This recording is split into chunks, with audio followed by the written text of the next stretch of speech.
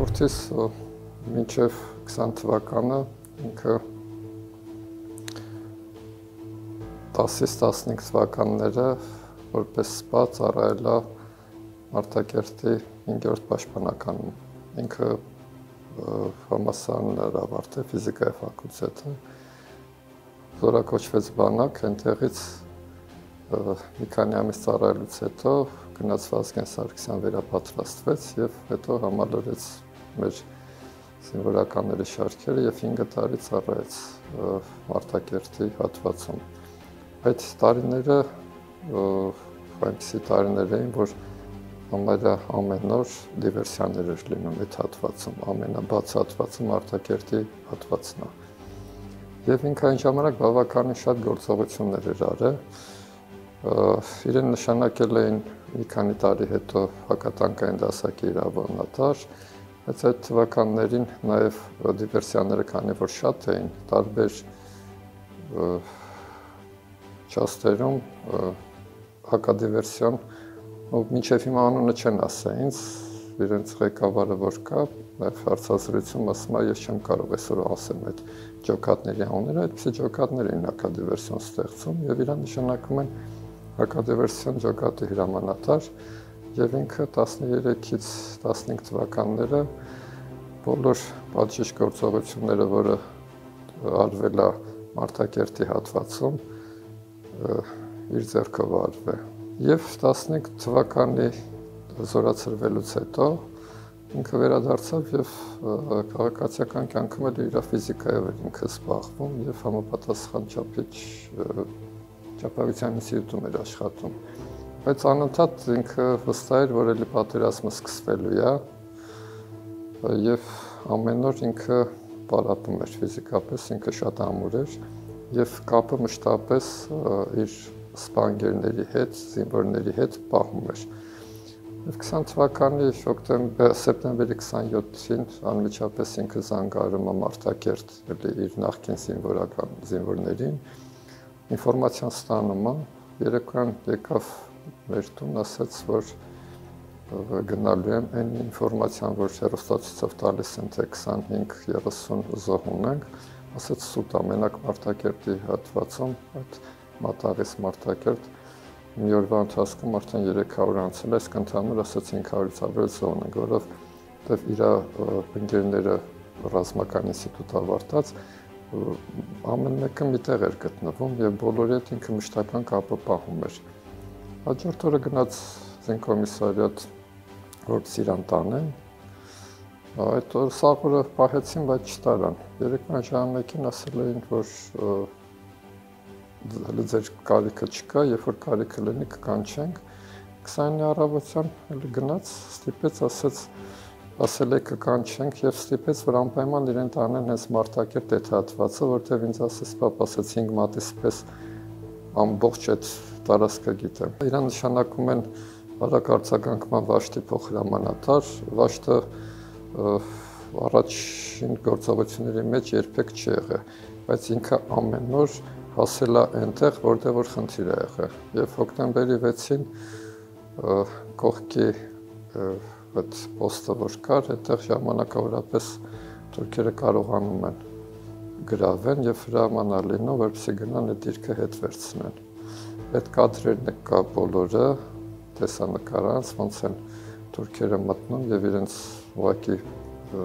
համապատասխան գրակով ոչացնում են եւ լրացիչ ուժերի բարագայում իրան գնում են օգնության, դիրքը հետ են վերցնում, ինքը եւ իր զինվորներից մեկը այդտեղ ականանետային հարվածից ծանր վիրավորումով զոհվում է։ Մենք 22 թվականի, երբ որ համախմբեցինք ծնողներով, պայքարը գնում էր իրավական դաշտում եւ մենք զգացինք, որ ուղղակի այդպես ցակուցրիվ պայքարը միգուցե այն էֆեկտը չի տալիս, որը որ մենք ակնկալում ենք,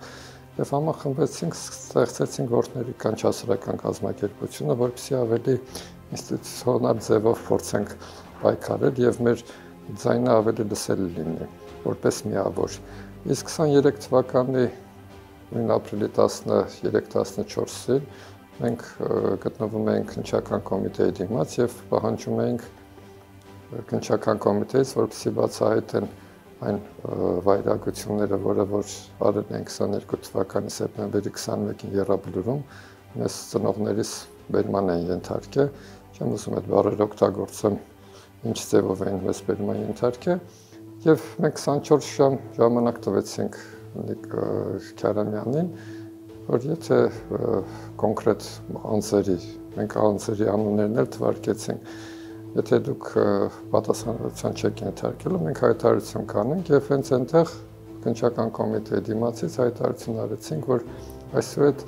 Հայաստանի Հանրապետությունում որևէ իրավական հարց լուծել հնարավոր չի, մինչև Նիկոլ Փաշինյանին չհեռացնել, եւ այդ օրվանից հայտարարեցինք, որ մեր հական նաեւ զբաղվելու է քաղաքականությամբ, այսինքն քաղաքական պայքարի մեջ ենք մտնում։ Եվ ավելի ինտենսիվ հանդիպեցինք համապատասխան ընդդիմադիր քաղաքական ուժերի հետ եւ նաեւ այն բոլոր շրջանների հետ, ովքեր որ նաեւ նույն գաղափարին են, որ օրվա իշխանությանն է մեղավոր այս ամենի համար։ Իսկ ինչու ավելի մանրամասն ներկայացնեմ, թե Նիկոլ Փաշինյանն ենք մենք մեղավոր ճանաչում, նախ առաջինը ինքն է այդ ամեն ինչ ասել, կարող էր լինել նույն արդյունքը միայն առանց Զոհերի։ Մեկ այս պատերազմի ելքը առանց Շուշիին հանձնելու հնարավոր չէր եւ նաեւ այն փաստական տվյալները, որ բազմիցս ներկայացրել եւ Իրանի Իսլամական Հանրապետությունը եւ Ռուսաստանի Դաշնությունը, որ բազմիցս եղել են առաջարկներ պատերազմը կանգնեցնելու, այն ժամանակ մենակ Ջաբրայելի հատվածում այդ մի փոքր հատվածն են կարողացել գալ։ Եվ հոկտեմբերի 7-ի դեպքերից հետո, երբ որ ինքը տխրահարչակիր ԼԼԹՊ-ի այդ օպերացիան փորձեց անել, այդ օրվանից ճեղքվեց, բայց բազմաթիվ դրվագներ կան եւ նաեւ ականատեսների վկայություններ, որ ոնց են դավաճանվել մեր տղաները, ով մեկ անգամ եղել է Քարինտակում, կփաստի, որ անհնար է այդ նեղ կածանով, երբ որ վերևը կանգնած են հայկական զինված ուժերը, եւ մի քանի օր 20 հոգանոց խումբը, որի մեջ նաեւ իմ ծանոթներից կան, 22 օր իրենք անընդհատ հետ են մղել եւ չեն կարողացել դուրս։ Եվ հրաման են ստացել Ստեփանակերտից անմիջապես, որ թողեն դիրքերը եւ հետ կան, հակառակ դեպքում իրենց կհամարեն ազգի դավաճան։ Իսկ այդ բոլոր ցուցումները գնացել է Երևանից Արայք Հարությունյանին եւ համապատասխան Արայք Հարությունյանի միջոցով է մյուսներին։ Նաեւ շատ մեր գեներալներ գտնվել են այդ ժամանակ Ստեփանակերտում, ես հանդիպել եմ մի քանիսին հետ նրա անձամբ եմ զրուցել, որ իրենց թույլ չեն տվել, որպեսզի իրենք մասնակից լինեն պաշտպանության գործընթացին, եղել մարդիկ, ովքեր որ իրավունք չունեն գտնվեն բունկերներում, բայց նրանք բունկերներում համապատասխան աջակցություններ էին ցուցաբերում, իսկ այդ գեներալներին թույլ չեն տվել։ Ընդհանուր նաև մեր երկու նախագահներին թույլ չեն տվել նախկին, որպեսզի իրենք իրենց փորձով օգտակար լինեն։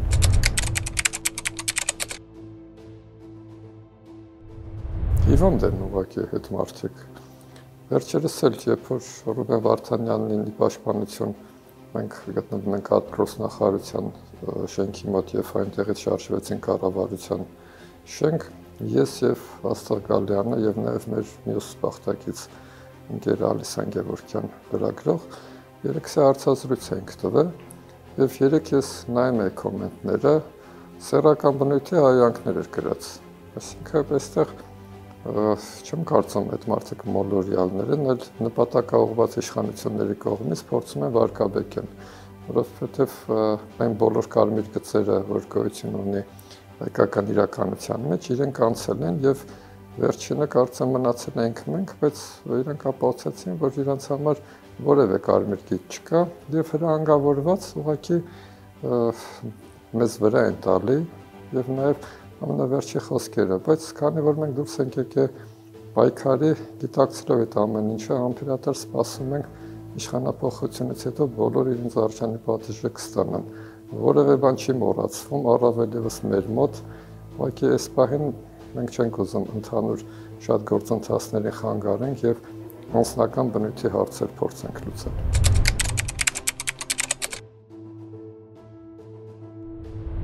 Շուշե Կիրակոսյանը ոչ միայն զբաղվում էր այդ կորած զինվորների գործերով, այսինքն բոլոր այն հայցերը, որը ներկայացվում էր միջազգային դատարան, Եվրոդատարան եւ համապատասխան կառույցներին, մեր ներկայացուցիչն էր Եղիշե Կիրակոսյանը եւ այն բոլոր հանցագործությունները, որ արվել է Բաքվի ռեժիմի կողմից, ինքը ներկայացնում էր։ Մեծ օրվա իշխանությունը ընդհանուր է եկել Ալիևի հետ, որպեսզի բոլոր կանգատները հետ կանչեն, իսկ անհետ կորածների հարցը դրանցից մեկն է։ Եթե ընդհանուր հետ են կանչում, ավտոմատ դա է դուրս գալի։ Բայց ինչ է նշանակում։ Աստորեն այսքան ժամանակ ձեռները ծալած նստել են, չեն զբաղվել մեր տղաների կամ նույն ռազմաքաղաքական ղեկավարության գերիների վերադարձով, անհետ կորածների հարցերով կարծեմ հանձնաժողով է կա, եւ բարբերաբար հանդիպումներ են լինում, որևէ դրական տեղաշարժ չկա, հիմա են վերջի հույսն են ուզում կտրեն այդ ծնողների, որ բոլորը գիտակցում են, որ հնարավոր է իրենց որդին սաղա եւ գտնվում է թշնամու մոտ, փորձեն հետ բերել, դրա փոխարեն իրենք հետ են կանչում բոլոր գանգատները։ Սա եւս վկայում է այն մասին, որ իրենք իրենց օրակարգով չեն շարժում, այլ շարժվում են Բաքվի ռեժիմի օրակարգով, կոնկրետ Ալիևի ենթականը։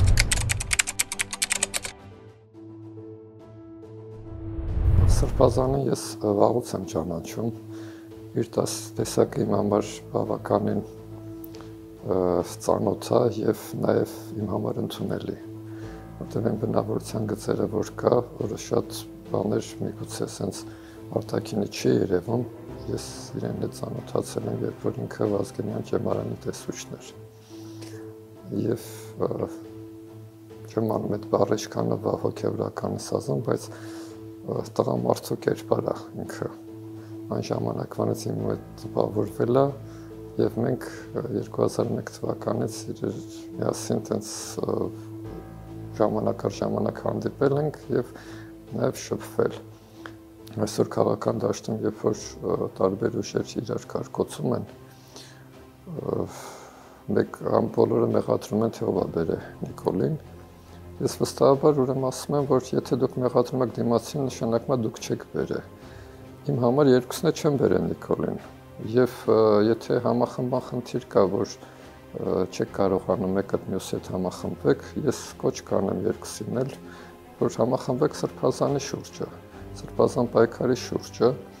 նախ Սրբազանի կերպարը հաշվի առնելով, ինքը իր անձով ապացուցեց, որ պետք է անող չի, արդեն շուտով մի տարին կլրանա, ինքը դուրսն է եւ պայքարում է իր առողջության հաշվին, իր հապուկ կյանքը թողած այս ամեն ինչի մեջ մեր համար եւ նաեւ որպես անձ եթե նայենք Սրբազանին, որտեղ շատերն են փորձում ասել, ով այս մեկը դուրսը կրթությունն է ստացել, այս մեկը այս փորձն է, այսինքն այն կրթությունը, որը ստացել է Սրբազանը, տարբեր տեղեր չհաշված Գևորգյան ճեմարանը եւ Անգլիայում իմանալով կրթություն ստացել եւ ԱՄՆ-ում կրթություն ստացել, այսինքն նախ որևէ ձևով խոցելի չի ինքը։ Եթե փորձում են նախկիններ ասել եւ ինչ-որ թալանչիներ բան պիտակավորում են տարբեր մարդկանց, Սրբազանի պարագայում դա չկա։ Եվ նաեւ այն գաղափարները, որը փորձում է մտցնի մեր մեջ, որը որ նախկինում ընդհանրապես հայ ժողովրդի մեջ այդ ամբողջ գաղափարները եղել, բայց չգիտես ինչի էս 7 տարվա մեջ ինչ սրսկեցին մեր ժողովրդին, որ հետ են սովորել, այդ ամեն ինչը փորձում է Սրբազան նորից արթնացնի եւ միայն սոսկ իր խոսքերով եմ ուզում ասել, այսինքն սոսկ դա իշխանափոխություն չի լինելու։ Սա ընդհանուր մեր ազգի մեջ մենտալիտետի վերականգնումն է լինելու, որ բոլորս էլի հայացի մտածենք, անենք այն քայլերը, որը որ կարող է մեզ համախմբվի ամբողջ հայությանը եւ նաեւ մեր կորուստները հետ բերենք։ Այսօր մենք Հայաստանը կորցնելու վտանգի առաջ ենք, բայց ես չեմ պայքարում զուտ Հայաստանը չկորցնելու համար։ Ես պայքարում եմ, որպեսզի Արցախը հետ բերենք, որովհետեւ մեր տղաների ցանկությունն է եղել, տեսիլքն է եղել, որպեսզի գնան պայքարեն եւ Արցախը չկորցնեն։ Հիմա պետք է ամեն ինչ անենք, որպեսզի բացի այն, որ կվերականգնենք հայկական Հանրապետությունը, որովհետև ես իմացում եմ, որ ամերա չկա, որովհետև բոլոր ինստիտուտները քանդել են, ամեն ինչը պետք է զրոյից արվի։ Եվ իշխանափոխությունից հետո բավականին մեծ աշխատանք է լինելու, այնպես չի, որ Նիկոլին ֆրոնդելուց հետո մենք պետք է լիցերները ծալած սպասենք, թե Սրբազանը ինչ անելու, ոչ, էլի մենք մեր և մասնագիտական և մեր մտավոր կարողություններով և նաև մեր տղաների ուժը, որը որ փոխանցվել ամես, մենք բոլորը ներդնելու ենք, որպեսզի վերականգնենք Հայաստանի այն կորցրածը, Հայաստանի այն արժեքները, որը որ մենք փոխանցել ենք մեր տղաներին, իսկ հիմա էլ արդեն մեր տղաներն են փոխանցել մեզ իրենց կյանքի գնով, այդ ամեն ինչը փորձենք վերականգնենք ու պահենք։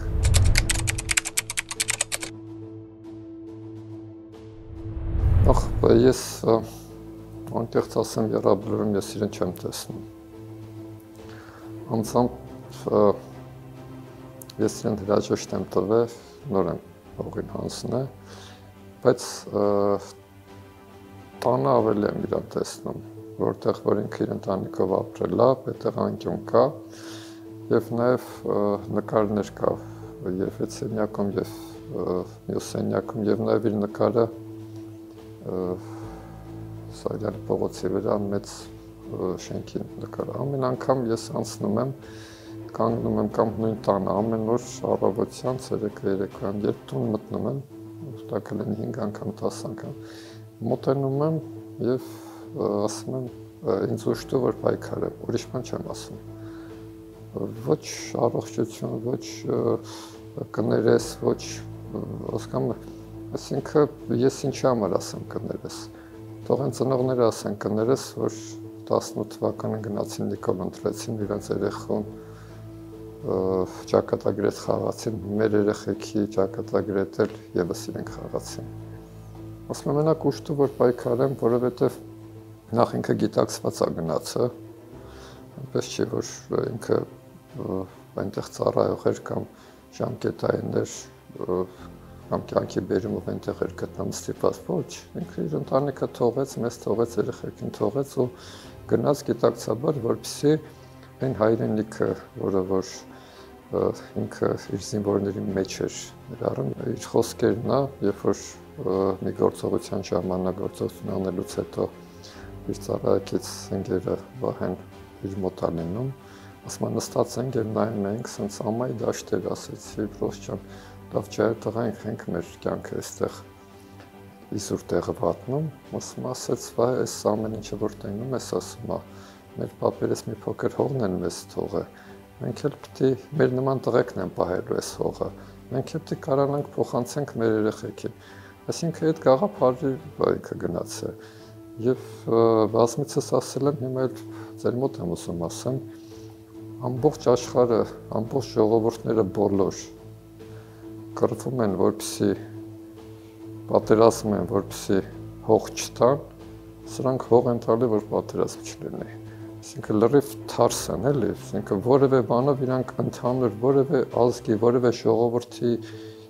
մենտալիտետում չկա, որ հող հանձնես, որ պատերազմ չլինի։ Լավ, ապրելը ումա պետք։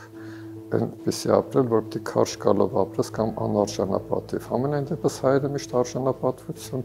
ունեցող ազգ են եղել և դարերով իրենք իրենց արժեքներն են փոխանցել։ Նաև շատ վառ օրինակ է, երբ որ ցեղասպանության ժամանակ շատ կանայք իրենց երեխաներին չեն բերել, բայց այդ մագաղաբաններն են, չէ, մեր ավետարաններն են հավաքել բերել։ Ասում են իրանք որպեսզի կարողանան հաջորդ սերունդներին տալու բան ունենան, սրանք այդ ամեն ինչն են վերացնում, և գիտությունը, և կրթությունը, և եկեղեցու վրա են հարձակվել, հասկանում եք, այսինքն մեր համար միշտ եկեղեցին են սուրբ վայրն ա եղել, որ եթե մեկի հասցեին խոսում ես, շատ շշուկով պետք է խոսես հոգևորականների առավել ևս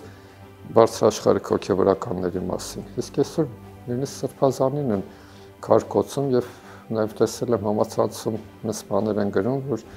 ինչո՞մ ուրեմն հայ չեն, էլի, իրանք մեկ անգամ ևս ապացուցում են, որ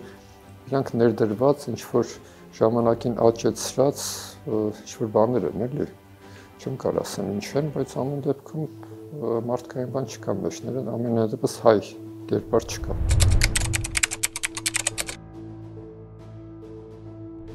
Միանշանակ իմ մեջ հավատն է, որ լավ է լինելու։ Հասկանում ես, ես չեմ